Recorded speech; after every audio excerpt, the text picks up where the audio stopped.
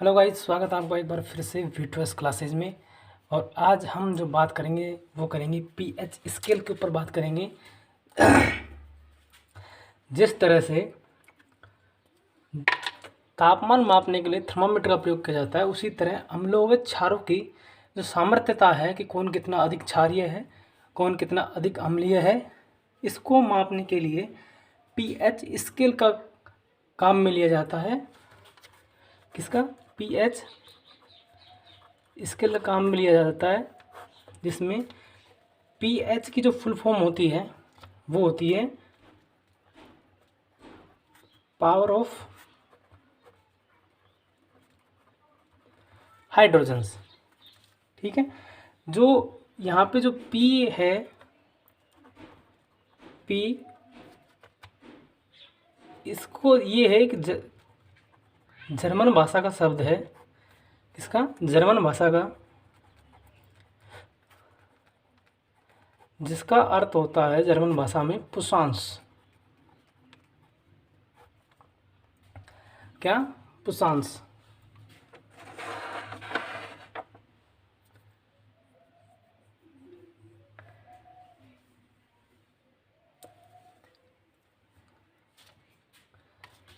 पुशांस का मतलब होता है जर्मन भाषा में, ये इसका तात्पर्य होता है शक्ति से। किससे? शक्ति से लिया जाता है, यानी कि पावर से लिया जाता है। सन 1909 में सोरेनसन नामक वैज्ञानिक ने पीएच स्केल का निर्माण किया। इसका पीएच स्केल का निर्माण किया और इन्होंने बताया जो हाइड्रोजन आयंस हैं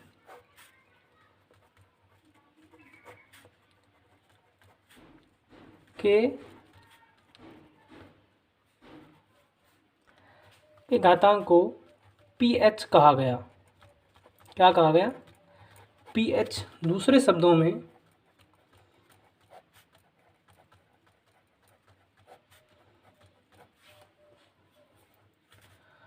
hydrogen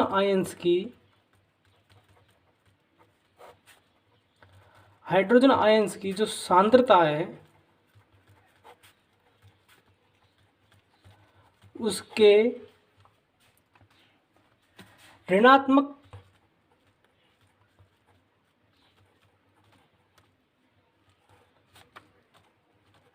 logarithm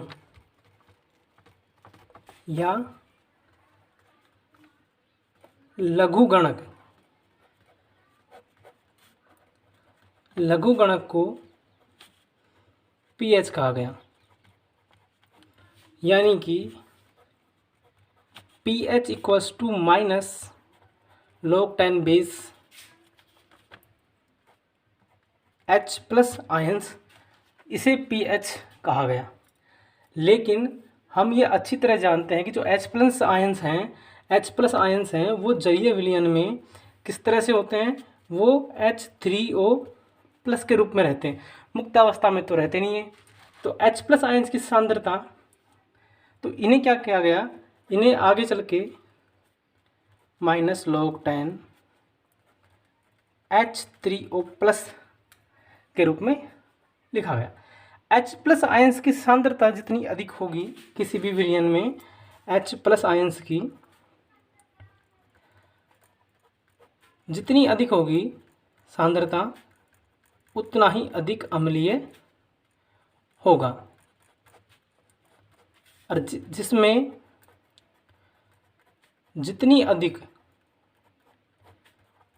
OH negative ions की मात्रा होगी वो उतना ही अधिक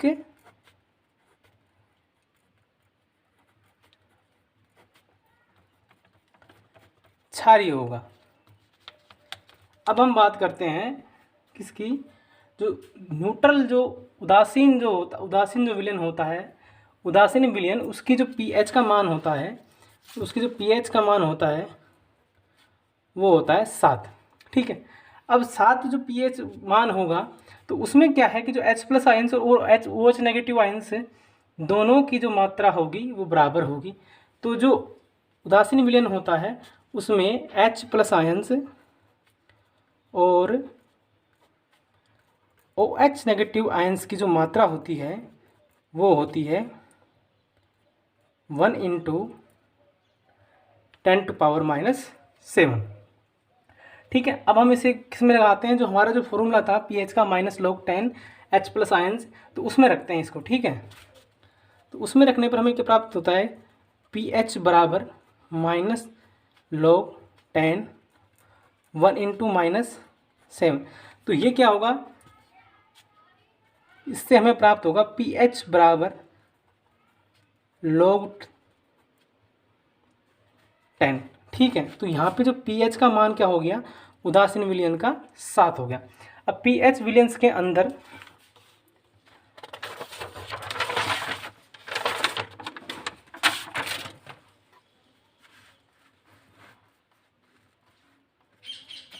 अब क्या हुआ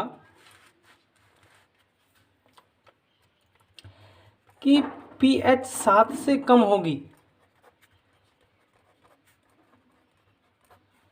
क्या होगी, 7 से कम होगी तो विलयन क्या होगा, अम्लीय होगा। 7 होगी तो उदासीन होगा। ठीक है, उदासीन होगा। और 7 से अधिक होने पर, 7 से अधिक होने पर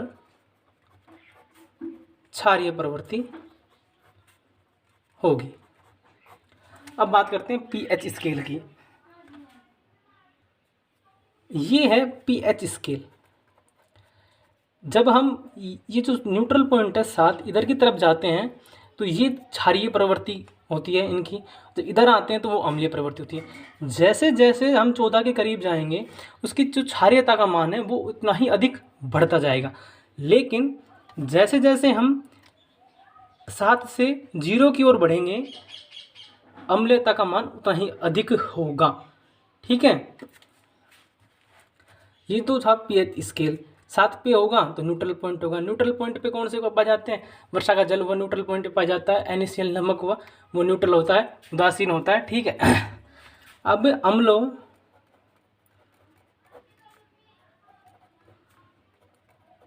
तथा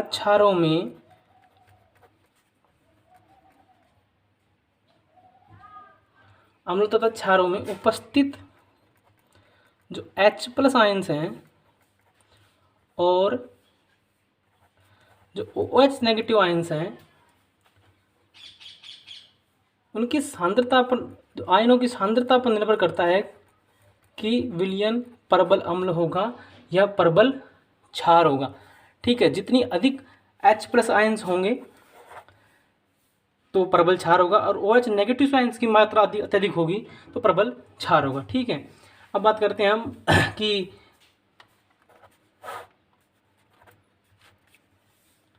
ये 7 है, इसमें आ गया कौन सा, शुद्ध जल, ये 0 है और ये 14 है। इसके अंदर आ गए हमारे HCl, नींबू, संतरा, इमली आदि। ठीक है, जठर रस हो गया, दूध हो गया, दही हो गया। ठीक, और इसमें जो क्षारीय पदार्थ होते हैं वो आते हैं। इसके अंदर हो गया हमारा NaOH, हमारा खुद का ब्लड हो गया, क्षारीय होता है ब्लड,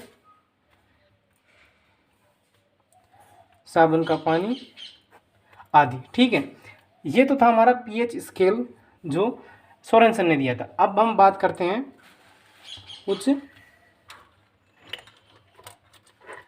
जो हमारे दैनिक जीवन में pH का क्या महत्व है। क्या दैनिक जीवन में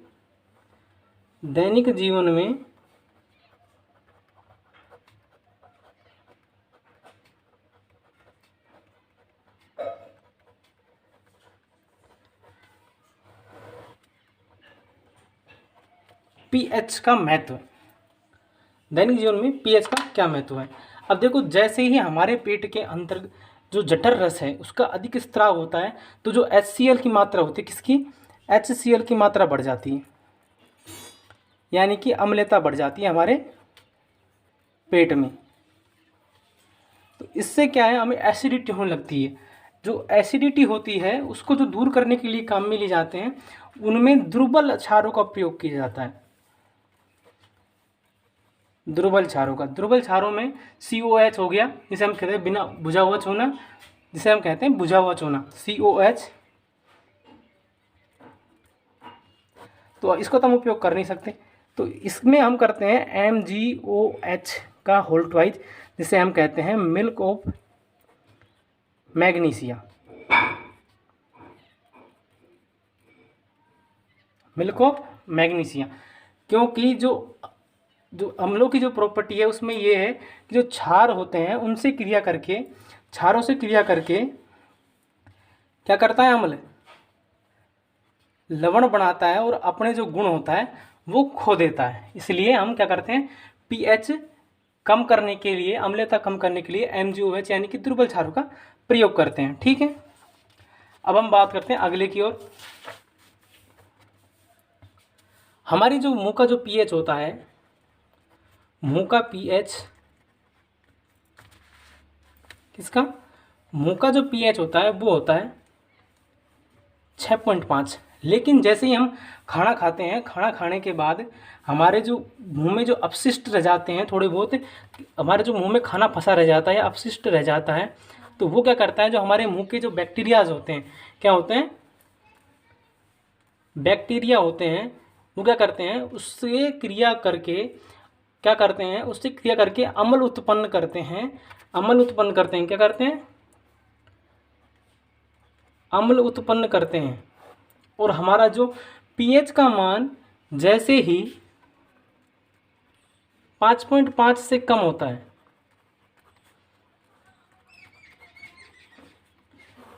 किससे, 5.5 से कम होता है, तो हमारा क्या होता है, जो इनेमल होता है, क्या, इनेमल, जो इनेमल होता है वो क्षय होने लगता है।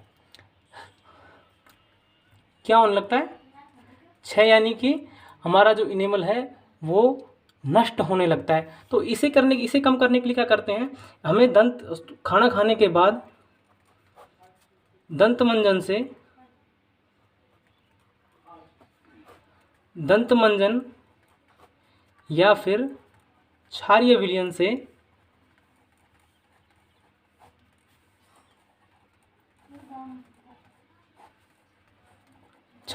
क्या करना चाहिए, हमें हमारे मुंह की सफाई करनी चाहिए। ठीक है, ये हो गया अगला महत्व जो हमारा था। अब हम बात करते हैं नंबर 3 की। जितने भी कीड़े होते हैं, जो कीड़े होते हैं, मकोड़े होते हैं, कीड़े मकोड़े, मधुमक्खी, चींटी,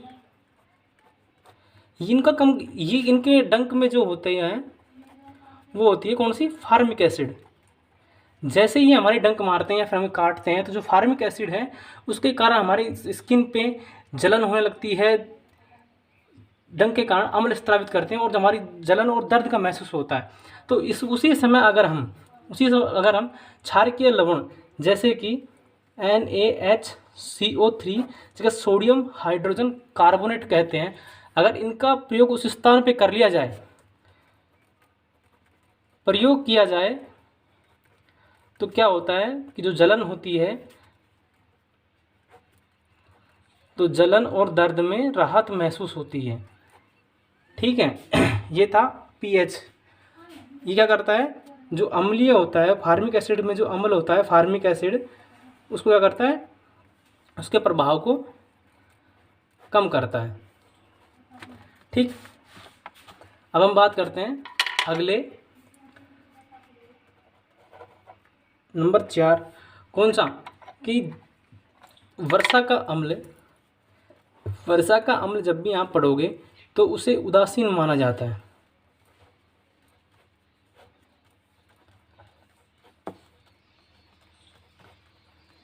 परंतु प्रदूषकों के कारण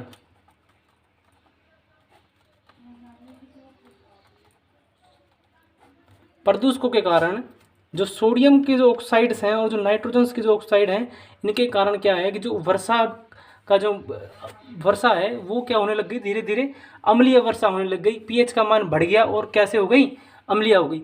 अब इसके से नुकसान क्या है, इससे नुकसान ये है कि तो हमारी मिट्टी को ख़राब करता है ये,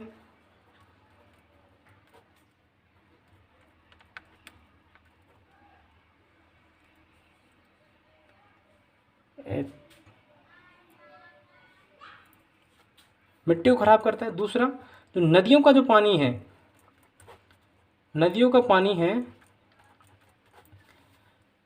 दूषित करता है उसे। और एक आपने सुना होगा कि जो ताजमहल है, ताजमहल उसकी जो चमक जो कम हुई है, उसका प्रमुख कारण भी क्या है, अम्लीय वर्षा ही है। और ये हमारे क्या करता है, जो पारिस्थितिक तंत्र है, पारिस्थितिक तंत्र है उसको नष्ट करता है। जो हमारे छोटे मोटे कीड़े, बैक्टीरिया, जीवाणु, वायरस, ये जो होते हैं, इनको क्या करता है, ये नष्ट कर देता है। अधिक अम्लता के कारण वो नष्ट हो जाते हैं। ठीक है। और दूसरे अगला है नंबर 5 कि जो मृदा की जो पीएच होती है, मृदा की जो पीएच होती है उसका मान ज्ञात करके पता लगाया जाता है कि कौन सी फसल बोई जाएगी।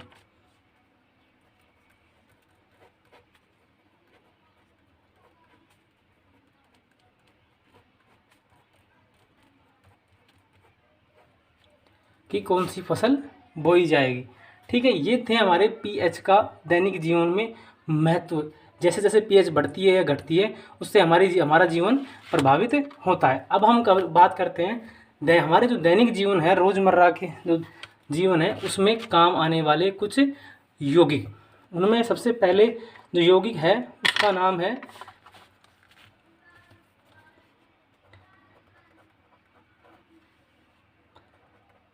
सोडियम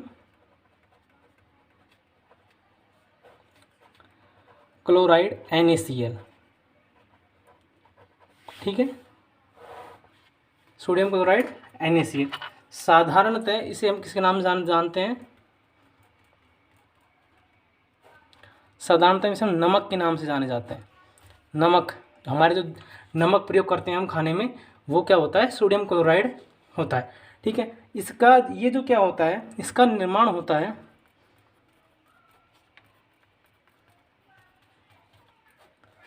प्रबल अम्ल प्लस प्रबल क्षार की मदद से होता है। इससे होता है प्रबल अम्ल और प्रबल क्षार से होता है।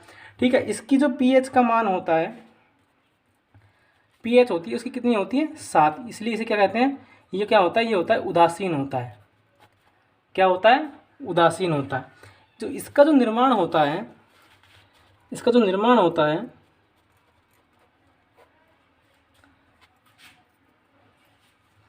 इसका जो निर्माण होता है वो समुद्र के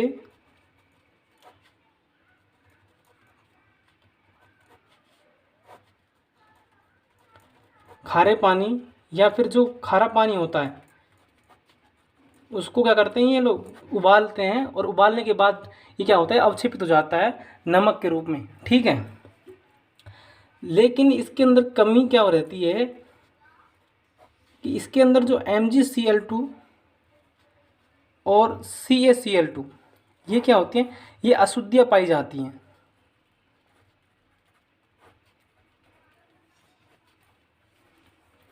अशुद्धियाँ पाई जाती हैं। अब इन्हें दूर करने के लिए क्या किया जाता है, हाइड्रोजन क्लोराइड,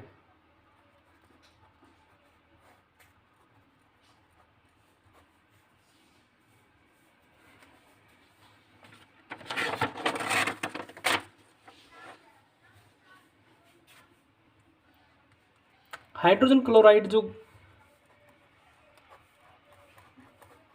गैस होती है, हाइड्रोजन क्लोराइड गैस, इसको क्या किया जाता है, इसको प्रवाहित किया जाता है NaCl के संतृप्त विलयन में।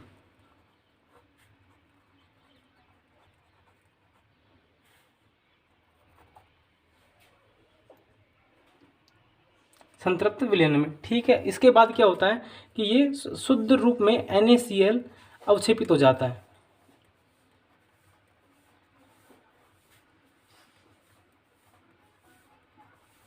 अब हम बात करते हैं इसके गुणों की।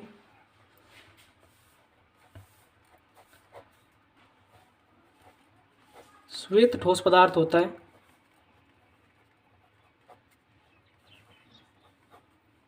ठीक है, इसका जो गलनांक है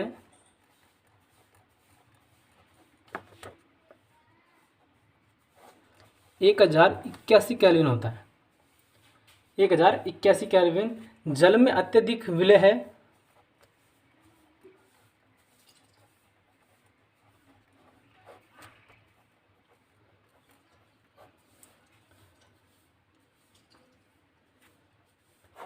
जलीय विलयन में आयनित होता है।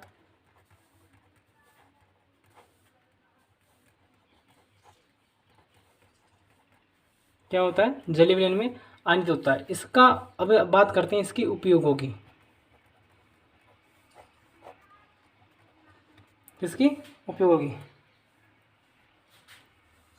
खाने के नमक के रूप में,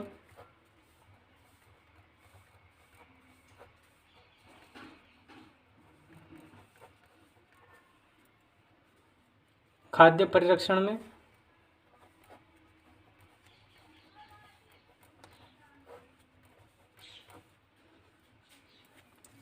हिमीकरण मिश्रण बनाने में,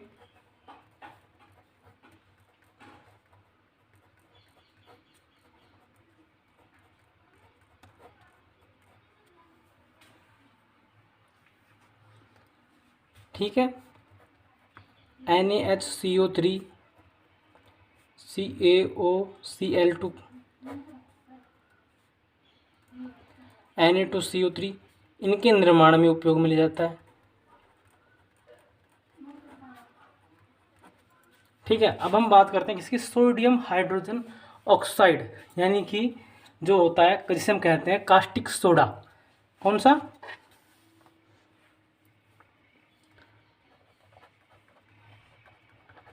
सोडियम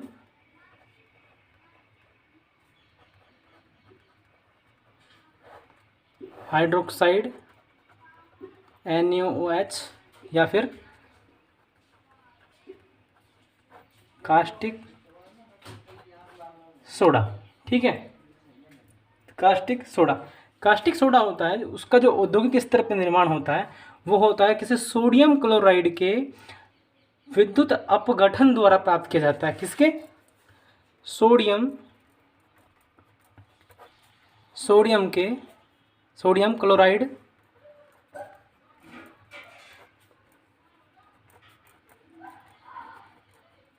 विद्युत अपघटन से। ठीक है, तो एनोड पे प्राप्त होता है हमें क्या? एनोड पर प्राप्त होता है Cl नेगेटिव, क्लोरीन गैस। ठीक है, और जो कैथोड होता है, कैथोड पर हमें विलयन के रूप में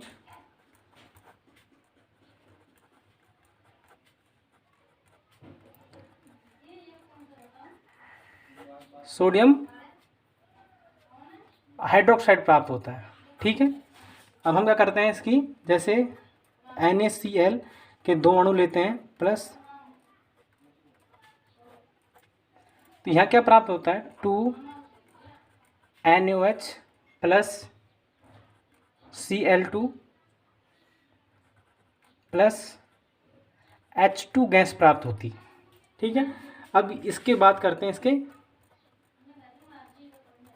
गुणों की। तो ये क्या होता है? श्वेत ठोस चिकना पदार्थ होता है।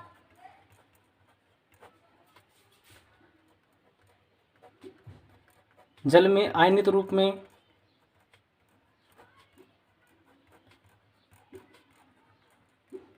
Na प्लस और OH नेगेटिव के रूप में रहता है। प्रबल क्षार है। ये इसके क्या है? प्रमुख गुण हैं। और ये क्या होता है, जल के अंदर शीघ्र विलय होता है।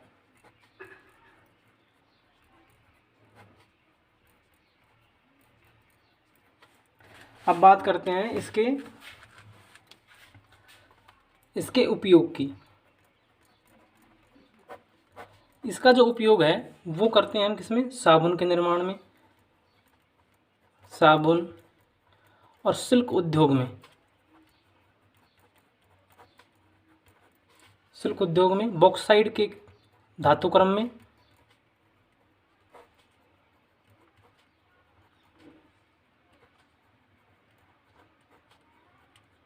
बॉक्साइड के धातुक्रम में, पेट्रोलियम के शोधन में, वसा व तेलों के निर्माण में, और अभिकर्मक के रूप में प्रयोगशाला में प्रयोग किया जाता है। किसमें, वसा व तेलों के निर्माण में,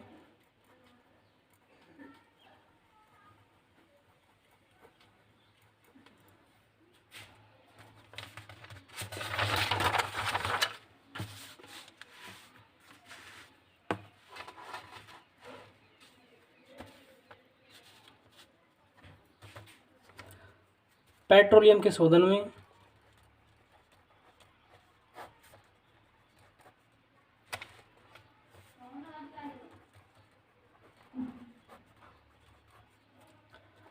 प्रयोगशाला में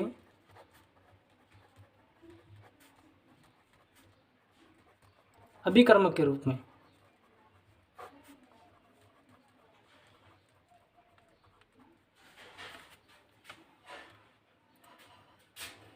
अब हम बात करते हैं किसकी, व्यंजक चूर्ण की। किसकी, व्यंजक चूर्ण की, जिसे हम कहते हैं bleaching powder, CaOCl2।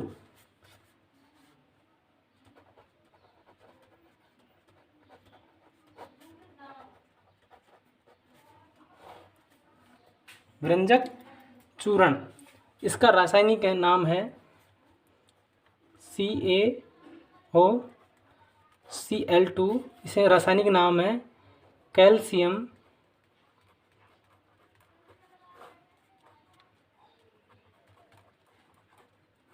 Oxy chloride. क्या नाम है, कैल्शियम ऑक्सी क्लोराइड। इसे बनाने के लिए क्या करते हैं, जो बिना बुझा हुआ चूना है, बुझा हुआ चूना, उसमें Cl2 गैस प्रवाहित करते हैं।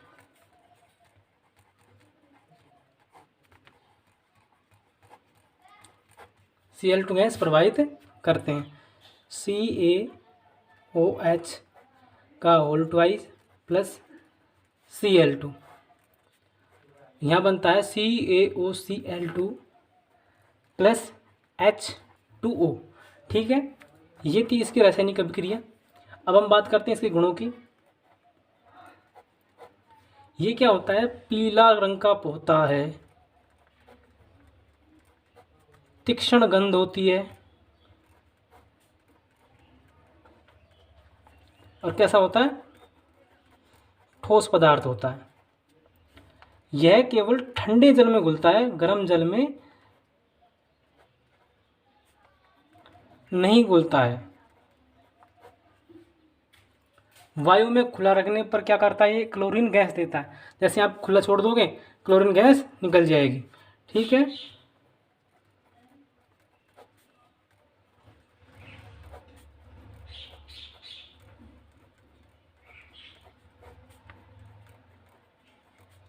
क्या देता है, क्लोरीन गैस देता है। और जो तनु अम्ल होते हैं, तनु अम्ल क्या होते हैं, तनु अम्ल वे होते हैं जिनके अंदर जल की मात्रा अधिक मात्रा में पाई जाती है, वो तो क्या होते हैं, तनु अम्ल होते हैं। और जिनमें जल की मात्रा कम पाई जाती है वो क्या होते हैं, सांद्र अम्ल होते हैं। तो ये क्या करता है कि तनु अम्लों के साथ क्रिया करके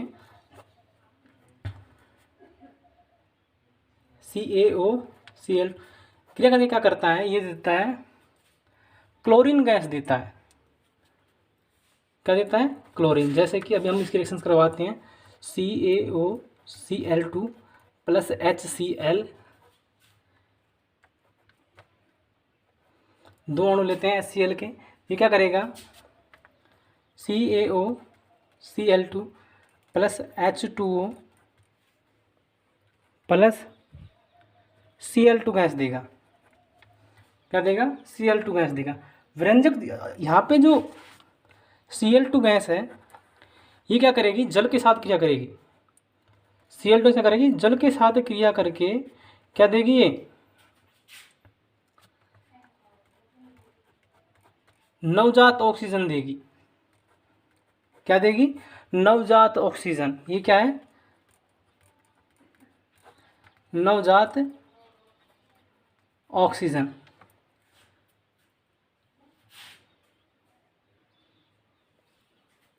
और जो नवजात ऑक्सीजन रंगीन पदार्थ प्लस नवजात ऑक्सीजन क्या कर देगी, रंगहीन कर देगी। क्या कर देगी, रंगहीन। अब इसकी हम बात करते हैं उपयोगों की। इसका जो उपयोग किया जाता है उस वस्त्र उद्योग में व्यंजक चूर्ण के रूप में, व्यंजक के रूप में किया जाता है। किसके रूप में, व्यंजक के रूप में।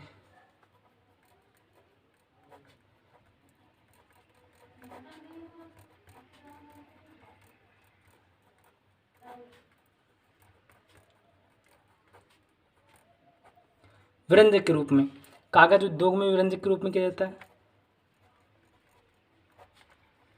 कागज उद्योग में व्यंजक के रूप में।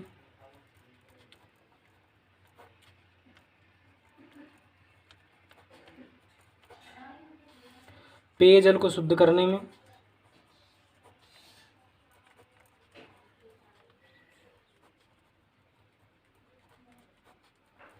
किसमें, पेयजल को शुद्ध करने में। रोगाणुनाशक या ऑक्सीकरण के रूप में, ऑक्सीकारक के रूप में।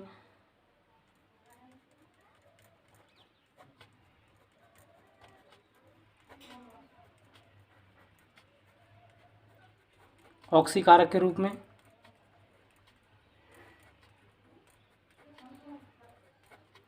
ठीक है। प्रयोगशाला के अंदर अभिकर्मक के रूप में।